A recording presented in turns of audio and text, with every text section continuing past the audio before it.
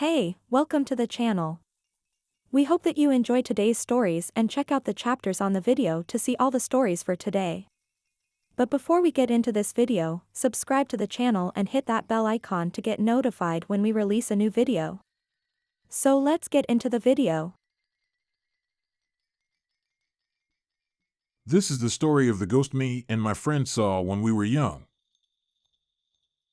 I was a teenager when this happened. One late night I was outside on my porch smoking a cigarette, and I saw my buddy pull down the street in his beat-up 90s BMW. He excitedly jumps out of the car with the biggest flashlight I've ever seen. You could literally light up a block with this thing, and that's exactly what we did. We flashed the light down the street and a few times flashed it at houses.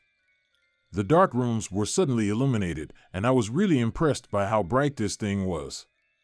Oh, the simple pleasures of two rebellious teenagers. LOL.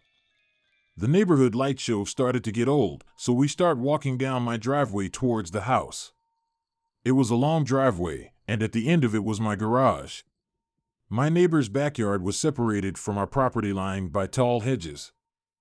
I decided this was a great place to test the strength of this light before we walked into my house. So I lit up my driveway all the way down to the gap between the properties. I paused the light for a few moments, and we were absolutely terrified by what we saw next. An older woman wearing a dark dress walked from behind my garage to my neighbor's property. She was looking down at her feet as she was walking, and she disappeared behind the hedges. Her movements were very unnatural. We both looked at each other terrified. "Did you see that?" We ran back down the driveway to his car parked on the road. We sat there for a good half hour trying to process what just happened. I slept with the lights on that night. There have been other moments in my life that I've been very scared. I once almost drowned in a kayaking accident. I've gotten lost in the wilderness, had a very bad LSD trip in my early 20s, and encountered what I truly believe was a young demon-possessed woman. But this one has to rank close to the top of the terror level for me. The neighbors behind our house told us a little about the family who lived there before us. The mother of the family would walk up and down our road all day wearing the same floral patterned dress. I don't know about the father, but I do know they had a son. And they also owned multiple German shepherds. My neighbor said that there were times at night when they could hear the German shepherds crying from inside the house. This would often happen late at night. The son was very dark and antisocial. That's all I knew about him. I don't know if any of this is related to the haunting, but it is disturbing nonetheless. Anyways, my stepbrother came to live with us for a few years. He moved into my old room, and I moved into my brother's room sharing a bunk bed. He didn't tell us at the time, but my stepbrother was experiencing some strange things in his room at night. It took him a while for him to share what happened. But, on this one occasion, he kept waking up at different times of the night. He said each time he woke up, he would find his leg dangling off the side of his bed, and his blanket would be on the floor. This happened several times over the course of the night. When he woke up the next morning, he was face down in the middle of the room. When I stayed in this room growing up, I was always terrified. My mom would sing me lullabies to calm me down and would sometimes play gospel music in the background to drown out the noise of that house. We would hear inexplicable noises, like loud crashing. It sounded like glass shattering and would always come from upstairs. We would go to investigate and never find anything broken. One time, we came home late from church and found a red stain on the carpet that hadn't been there prior. It looked like blood. My mom was sorting coupons on the floor, and they would move further away from where she put them. She thought she was going crazy at one point and would take meds to go to sleep. One night I was sleeping on the bottom bunk, and someone whispered into my ear, "I love you." I hopped out of bed to wake up my brother, and he was fast asleep on the top bunk. We had an old-fashioned TV in one room that would turn on by itself. The TV had a knob for the power button. In order for you to turn the TV on, you had to pull on the knob and the power would go on. There wasn't a controller for this TV, and you had to manually change the channels. So, In order for the TV to go on, you had to apply a reasonable level of force. We had appliances that would turn on by themselves, namely the vacuum and TV. The fight or flight response was a constant feeling in that home for all of us. It never felt right. It felt very wrong, like there was an invisible stalker who was constantly monitoring our every move. I remember my mom had a spiritualist come to the house to investigate the home and bless it. In the basement, the lady had visions of bondage, of a woman being bound while being physically and sexually abused. She also said that she picked up on animals being abused in the home. She did a thorough blessing of the house, and it didn't do much. I've seen an actual ghost. It only happened once, but I'll never forget it. I could share that story if anyone's interested. If you're enjoying today's video about stories of our lives, hit that like button and subscribe to the channel to see more videos like this and more. Now, let's get back to the video. The oddly terrifying thing that happened to me and my mom at the same time. This is an incident that happened to me and my mom when I was 13 years old. Gives me goosebumps every time I tell this story. I am from India, and my parents and I were visiting my maternal aunt and her husband, who were quite old then and had no offspring.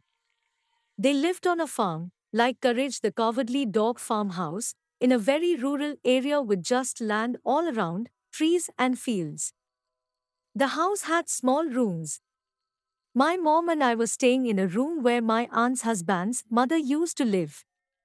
They had these paintings of his parents on the walls. This was during the pre-camera era.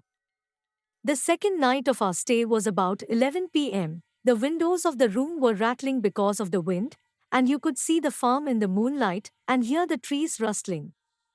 My mom and I were sleeping next to each other on a cot in that room. We fall fast asleep. This is when it happens. At about 2:30 a.m. or so, I feel restless in my sleep, like someone is choking me, sitting on my chest and trying to smother me to death, like the sleep paralysis monster that people describe. I am terrified out of my mind and want to just wake up now because I feel my chest is getting heavier. I somehow manage to fight it, and I wake up from my sleep breathless and scared to death, and I sit up to turn to my left side to see my mom already sitting up. Even before I can say anything to her, she asks me, "Did you feel like someone was sitting on your chest and trying to smother you?" I say yes in panic, and my mom and I freak out, and in the middle of the night, we simply get out of the room and ask my uncle and aunt if we could sleep with them in their room. We slept that night in their room. The next day my mom told me that it may have been the spirit of the mother of my aunt's husband and that she did not want anyone on their property. We never discussed this again. P.S. That was the day when I started believing in spirits. Heard a voice and called 911. Hello. Didn't think this is what I'd be doing at 4 a.m., but here I am. I, a 29-year-old female, do believe in spirits. I'm in right now and have been working in a hospital for 9 years and have had an experience that can't be explained by anything else. I've never seen or heard anything, but strange things have happened. I own my own home and have been there by myself with my dog, a 5-year-old female, for 2 years. When I dream, I can tell that it's a dream. The situation and noises are clear and end when I wake. I say this all to explain why this morning has weirded me out so much. It was a bit before 3 a.m. when I woke from a dreamless sleep. I'm a light sleeper, so I looked to my pup to see if she woke me, and then I realized it was because someone, a female, was calling for Mila. I was startled because the voice wasn't coming from the window to the right of me, but distinctly from the hallway to the left of me. I leave my bedroom door shut out of habit, but I can hear a muffled voice going, Mila, Mila, Mila. I live alone. I don't know a single person named Mila. No one I know has that tone of voice. I grabbed my phone and typed 911, but paused because my dog didn't stir from her sleep. She's friendly, but she'd react if someone was in the house. I called 911 anyways, and they stayed on the line with me while I checked out the house with pepper spray in hand. I'm not trying to be the girl that gets murdered in the movies. No one is there, thankfully, and all doors are locked. What the hell just happened? How do I keep it from happening again? Did this happen to anyone else? Growing up, I own what I believe to be the Timex wacky wake-up alarm clock. It comes pre-programmed with silly phrases to wake you up, and they are all male voices. Remember this. I also remember that the clock glowed blue when it goes off, and you cannot change the color, which is also important to this story. I have always been the type of person to hit snooze many times. One morning, the alarm went off and I snoozed it maybe 2 extra times. The third time the alarm went off is when things went to crap. The alarm clock flashed red, and a horrible feminine demonic voice started screaming at me to wake up, you freaking beach! And other horrible things that I wish I could remember for the sake of writing this out. I was so terrified that I threw it across my room, and it stopped. I ran to my parents' room to tell them what happened, and they didn't really believe me since that just isn't a function that is a part of the alarm clock. I'm pretty sure I got rid of that clock shortly after the incident, even though it never happened again.